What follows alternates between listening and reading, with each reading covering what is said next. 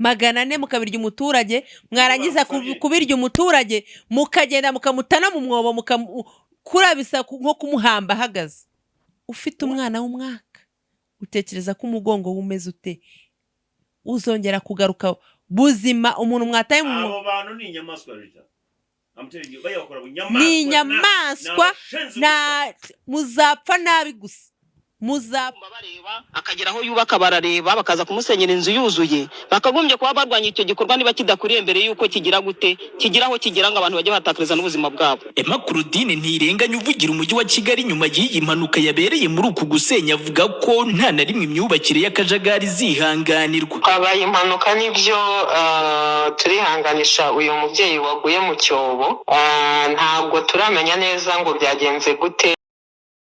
Muraho neza mwese bakunzi ba Rita TV show. Uyu munsi ni inkuru ishyushye cyane ko harimo n'uburakari bwinshi cyane. Ndabona Rita imbere ya kamera za Rita TV show afite uburakari.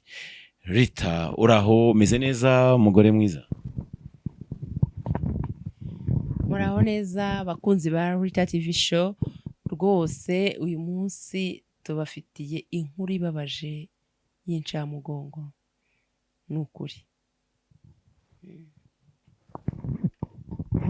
Iyo nkuru rero uvuga wenda ngira ngo bakomerezaho ukanayisobanurira abanyarwanda bakunze gukurikirana buri gihe umunsi ku munsi bari kumwe nawe kandi tunabasaba ariko hagataho gukanda subscribe, like, share and comment kandi mukareba n'inkuru za Rita ku buryo mwarangiza iyi video kugera ku ndunduro muraba muteye inkunga nini cyane.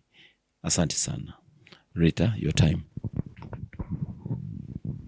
Hano rero iyi nkuru yambabaje cyane ni inkuru y'incamugongo yabereye mu murenge wa Ndera. Yabereye aho mvuka niyo mpamvu ngiye kuyivuga mbabaye ku ivuko rwose mu mudugudu wa Gitaraga mu kagari ka Kibenga ndahazi mu murenge wa Ndera mu karere ka Gasabo. Byagenze gute? Harimo umugabo Rwanani Anastase. Rwanani Anastase bivuga yuko yari arimo arubaka inyubako ye ariko ayubaka mu buryo bwatasabye leta, mu buryo butemewe n'amategeko. Yemewe n'amategeko aho honda gupinze. Nta yasabye gusana biremerwa ahubwo yongera akantu k'agatowareti gonyene gake. Ako kantu nyine niko gatumye bamusenyera. Ndo bagatuma bigenda ahubwo je umuntu uri supervising wasabye cyane n'umugore we. Banani yari ku ruhande. Ikintu rero kibabaje ngiye kubabwira muri iyi nkuru. Ni gute umuturage abumba amatafari akagera haza n'abafundi bubaka ibyo mubona ngo yarengejeho dushe cyangwa ngo toilette akarinda haza n'abantu bubaka mwarangiza mukaza abantu bamaze kubaka mugiye gusenya. Ubwo nyine babonye arimo arubaka ku kazu barangije azibazana ba bantu ba rutura basenya. Bari kumwe n'abayobozi barangije ngo babita ba Rusenyi ariko se abantu bazima babita ba Rusenyi bo konona. Nuko Anastase umuyobozi w'umurenge yamushyize ku ruhande arimo aramubaza arimo aramusobanurira umugore mu gihe abegereye ababaza ati yego twebwe twasabye icyangombwa cyo kubaka hano turemerewe dufite n'ibipapuro bitwemerera ariko se basi niba musenya mwasenye kano kadushe twari twongeyeho mukareka kunsenyera inzu. Mu gihe umugore arimo arabibabwira gutyo rwose ariko no ku buhanga bw'ibyuma mwatwereka ku kavideo mukakatwereka neza abantu bakareba ukuntu abantu barengana.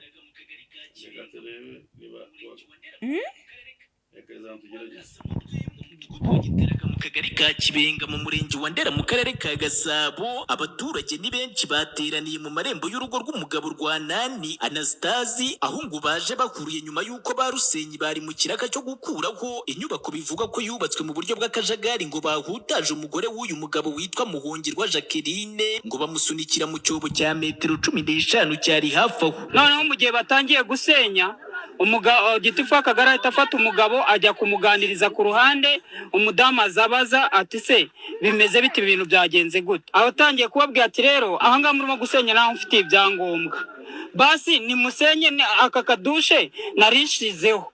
Abo bantu basenya rero bakoresha imbaraga z'umurengera kuko bo abari ku kazi kabo. Hari bajya gutya baramusunitse, mu kumusunika asubira inyuma, mu gusubira inyuma mu rwego rwo kwiramira uwo mubyeyi ahita ajugunya umwana yari afite w'umwaka n'amezi, mu kumujugunya we nta bundi butazi yari agifite, ahita amanuka muri icyo cyobo. bamusunikira mu cyobo kiri hagati ya metero 15 na 20. mu kumanuka we umwana yahise amunaga mu kirere gutya, umwana agwa ku mpande, hanyuma wamanuka agwa mu cyobo. Sanga ba bantu bari bafite amapiki birukanse baracitse na engineer ngo ushinzwe ngo inyubako. Ariko urabyumva ko bari bamaze umugore y'intwari, by the way, yarwanye ku mwana kugira ngo batagwana mu cyobo. Tekeze bamanuka nayo, umwana ashobora kuba yagomba gupfa, sinzi ko umugore ashobora kuba umwana yari bupfe. Umwana yari bupfe rwose, umwana yari bupfe, ahubwo nyina yabonye ahantu agana muri icyo cyobo cya metero 15 z'igikuzimu. Umubyeyi nk'umubyeyi afata umwana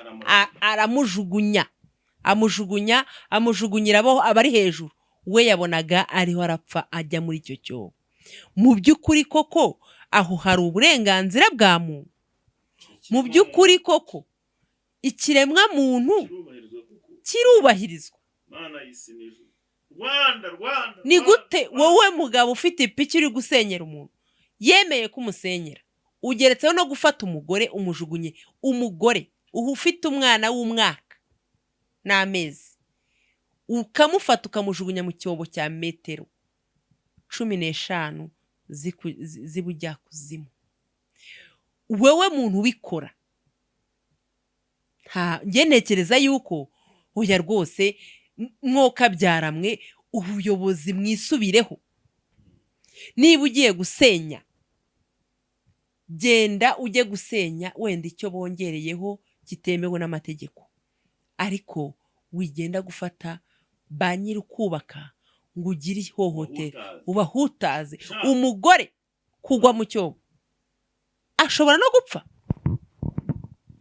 Jewe mfite ikibazo kimwe nk'ubu koko, reka by the way, hari n'umuyobozi bari babajije uwo muvugizi w'umujyi wa Kigali, niba ari Claudine Ndemama, bose bagenda bavuga ibintu bibi bitasobanura, nkumva umujinya ukangira. Gatumve tubaze dukomeze hano turangize kano kavuka video.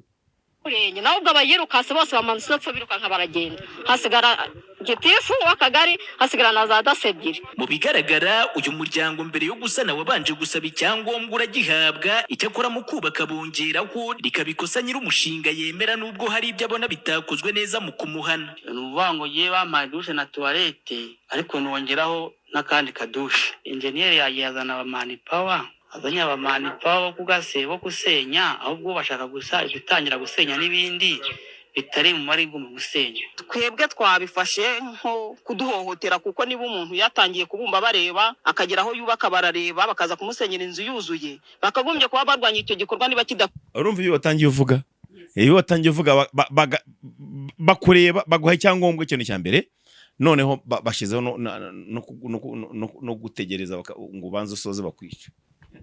None sibyo natangiye mvuga, ntago muri wo murabyumva neza. Tekereza kugira ngo umuntu abumba amatafari atangire yubake, bamureba, azamura inzu bamureba, nibarangiza baze gusenya ibyuzuye. Kubera icyo utamubuza ukibona gitangira kiri hasi nta n'ikintu arangiza? Ese harimo ubugome, harimo ubugambanyi, harimo ibiki? Ikindi kandi harimo na za ruswa nyinshi. 400,000, 400,000, 600,000, 800,000, murarya ariko ntimuzahaga. basabye 1,500 uramusenyeye umutaye mu cyobo. Ese utekereza umugongo w'umugore ufite umwana w'umwaka, utekereza ko umugongo umeze ute? Uzongera kugaruka buzima umuntu mwataye mu abo bantu ni inyamaswa rita amuteringi bayakora ni inyamaswa na muzapfa nabi gusa, muzapfa nabi, muzapfa nabi. bikora nagura abanye barimo gukurura abantu hari ubushize nabonye umubyeyi wazindutse kare agiye guhahira abana mu isoko, barangiza bakamufata bakamukurubana mu muhanda, barangiza bakamutekeza noneho nano gufata amaboko gusa, bafashe imisatsi barakurubana. Umubyeyi ajya mwambabariye. Abandi bagore nibo nabonye b'intware, hari umugore wateruye ibenda wari muteye ko mutikura mu mutwe kwe, agira ubwoba yibuka ko ari mu gihugu gishobora kumuhitana. Noneho ibindi bigabo bireba hirya birabura n'icyo byakora, mfate nk'inyara gutabara mukayivunagura. Ako tekereza umubyeyi ubazindutse agiye guhahira abana be, azi neza ko atava muri iyo nzu abana be batari bone n'icyayi cya mukaro. Warangiza wowe mugabo bahembera buri kwezi kunigagura abantu ku mihanda, bahembera buri kwezi kwica abantu, ugafata umugore mama w'abana, ugafata umukecuru, ugafata umwana mu nzira ariho haricururiza utuntu twe, adafite na school fees, yambaye n'ibirenge, ukaba wamuhohotera. Ese utekereza wowe muntu ubikora uzabona amahoro? Nta mahoro uzigera ubona, kuko abantu benshi, hari abantu bafite ibintu babakire. Abo bantu rero ntimukishyire, abakire ntibakishyire mu myanya, ntibakishyire mu myanya y'uko buri umwe wese yaba nkabo. Hari umuntu ubona icyo kurya ari uko yakiruhiye, hari umuntu ubona icyo kurya ari uko yakiruhiye. karangiza kabiri tumve kunomeza bareba akagera aho yubaka barareba bakaza kumusenyera inzu yuzuye, bakagombye kuba barwanya icyo gikorwa niba kidakuriye mbere yuko kigira gute, kigira aho kigira ngo abantu bajye batakariza n'ubuzima bwabo. Emma Claudine ntirenganya uvugira umujyi wa Kigali nyuma y'iyi mpanuka yabereye muri uku gusenya, avuga ko nta na rimwe imyubakire y'akajagari zihanganirwa. Habaye impanuka nibyo, turihanganisha uyu mubyeyi waguye mu cyobo. Ntabwo turamenya neza ngo byagenze gute, ese ni kwa kundi umuntu waba afite igihunga igishyika ukaba wagwa mu cyobo utakibonye, ese ni umuntu wagukomye, ese byagenze gute? Ibyo ngibyo byose biracyakurikiranwa, ariko icyari gikomeye cyane ni ukwita ku buzima bw'uyu mubyeyi. Hakaba hahamagawe imbangukiragutabara imujyana ku bitaro bya Masaka. Dutegereje ikiza kuvamo kumenya niba bamusezerera, niba basanze nta kibazo afite cyangwa se. Mwibaze namwe ngo igihunga rimwe mwamuhiritsemo, ngo igihunga koko, ngo mwahamagaye imbangukiragutabara ziza zimujyana i Masaka. Imbangukiragutabara ziraza kumugorora uwo mugongo se? Imbangukira ngo ntituramenya niba ari buvemo. Ikibazo wacyoroheje kandi nyamara gikomeye. ahubwo si bakoresha imbaraga z'umurengera mu guhutaza abantu, none bakakoresha amafaranga menshi mu kuvuza. Yewe ni Emma Claudine koko, kuko wowe urumva ukuntu uvuga unatuje. Gusunika amarobo akajya kwitana abantu, barangiza bakajya kuza kuvuza bakoresha amamodoka. Urumva ugafata muhereza abo bicanye bakirimbuzi bose bamenye bumvishe ngo bagiye guhitana umuntu, barangiza bakanezerwa kuba bagiye guhembwa, barangiza noneho nibite ku kigendanye n'ikiremwa muntu. Ahubwo noneho namwe mwahohereza ayo marobo mugatekereza ko mugomba kohereza izo modoka z'imbangukiragutabara. Urumva na soni, hanyuma ngo mukita ubuzima bw'uwo ngo bahungabanyije bishe bagize nabi, ngo mubone kuza gutekereza kongera ngo muvure ibikomeye nashaka beka joro itari kabeho. Urumva ibintu mba mwakoze byose bizabagaruka. Cyangwa binteye n'umujinya iyo bigize ku muturage w'u Rwanda. Mu by'ukuri abumva ururimi rw'ikinyarwanda ku isi hose rwose basi mutugeragereze niba mudafite n'ubushobozi bwo mushobora inkunga mushobora gutera abanyarwanda ngo bagire icyo kwita ku muturage, inkunga y'ibitekerezo kugira ngo bite ku baturage. At least mukora amasengesho kuko ndabona ari danje. biteye ubwoba aho mugeraho gusunika umugore w'abana, umugore ufite umwana w'umwaka mukamusunika mu cyobo cya metero 15 makumyabiri ahubwo n'Imana ntizabababarira. Abantu muza mufite amapiki muje gusenyera abantu koko ngo akajagari. Ese kubera icyo utasenye icyo ako kazu bari bometseho katari kemewe Yesu wenda ko batari bafite icyangombwa cyako kukimusenya byose n'ibizima bye n'ibyo yari afite uburenganzira bwo kubaka. Rwose mwisubireho ubutabera rwose bubikurikirane, kandi n'uwo mubyeyi Imana imurengere bambi yongera we umuntu ukomeye arera abana be rwose pe. Imana imurebe ahari mu bitaro imukoreho kandi mukize mu izina rya Yesu. Yewe rero hari ikindi mba ntekereza iyo mbonye ibintu bigenze kuriya, hari bimwe bitajya binyibutsa umuntu witwa Clement wasenyewe w'umusore ngo yari yubatse amashuri, yubatse ibiki, baramutambikana umwana w'umuhungu bajya kumufunga. Nubu isoni bagize bahise bazihindura umujinya. Iyi leta rero ifite ukuntu ifata isoni zayo ikahita izihindura umujinya, ikahita imwarira ku bantu, igahita ihambira, igafunga, ikiceka, ikarimbura.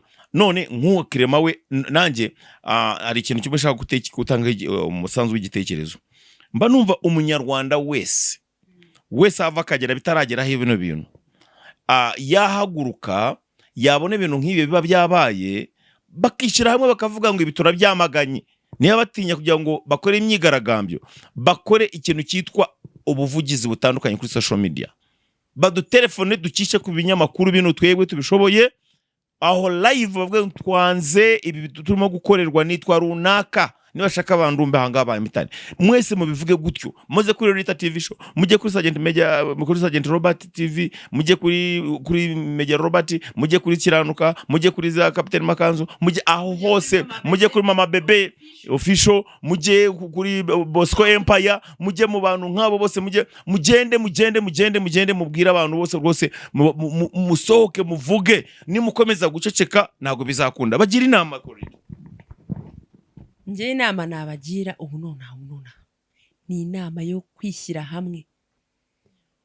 Waba wahohotewe ugashakisha ama TV yose bavuze yose ukaya ibitekerezo byawe, reka nkubwire za Kiranuka, za Rita TV show, za Mama Bebe official, za Media Robert TV, za Bosco Empire, za Makanzu TV, za Captain Makanzu. Mu by'ukuri mugomba guhaguruka tukarwa Isano Media Africa na Murava TV show. Mwese mukwiye kurwanya ubu bugambane, akarengane gakorerwa abanyarwanda ba rubanda rugufi batishobesha, bagire kwicwa n'inzara, bagire no kwicwa no kuyo babonye. Yenda babaye pe. Jyo ndavuga ukabona bagize ikibazo cyo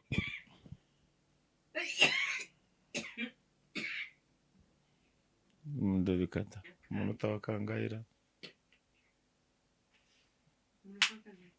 18 ceceka umwanya muri